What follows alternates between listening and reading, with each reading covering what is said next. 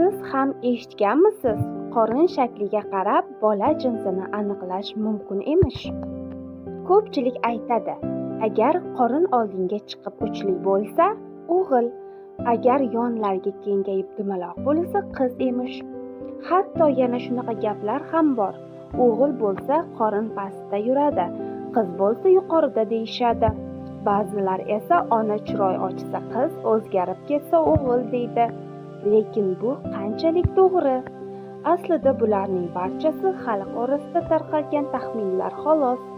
Ilmiy jihatdan qorin shakli bola jinsiga umuman bog'liq emas. Qorin qanday ko'rinishi ko'proq quyidagilarga bog'liq. Birinchidan, onaning tana tuzilishi. Agar mushaklar mustahkam bo'lsa, qorin kichikroq va oldinga chiqib ko'rinadi. Agar mushaklar bo'shroq bo'lsa, qorin kengroq yoyilib ketadi. Ikkinchidan, bolaning bachadondagi joylashuvi. Agar bola old tomonga qarab joylashsa, qorin uchli ko'rinadi. Agar yon tomonga joylashsa, qorin dumaloqroq ko'rinadi. Uchinchidan, bu sizning nechanchi homiladorligingiz? Birinchi homiladorlikda qorin sekin chiqadi va tartibliroq bo'ladi. Keyingi homiladorlikda esa tezroq va kattaroq chiqadi.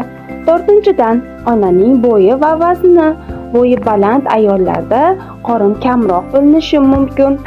Past bo'yli ayollarda esa oldinga chiqib ko'proq ko'rinadi.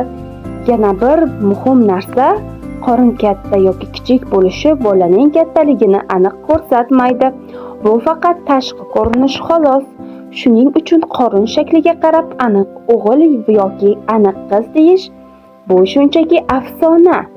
Eng to'g'ri va ishonchli usul bu UZI tekshiruvi orqali bilish. Sizga ham shunaqa taxmin qilishganmi? Qorningiz qanday bo'lgan? Uchlimi yoki dumaloq?